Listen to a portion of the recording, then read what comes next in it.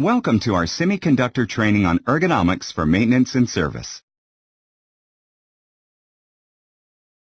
You perform a variety of tasks in your semiconductor fabrication job, many of which have the potential to cause you pain and injuries. These ergonomic injuries result from tasks, workstations, tools, and equipment placing physical stress on your body.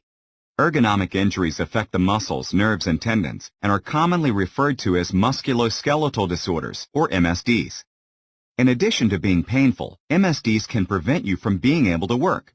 Do you know the types of everyday tasks that put you at risk for injuries? Do you know what actions you can take to avoid those injuries?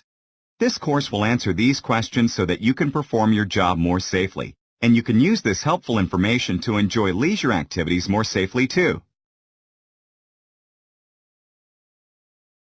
By the end of this course, you will be able to recognize common types of injuries, identify ergonomic risk factors, and recall early reporting guidelines. You will also be able to recognize ergonomic best practices for setting up and using workstations, manually handling material, and completing common maintenance tasks.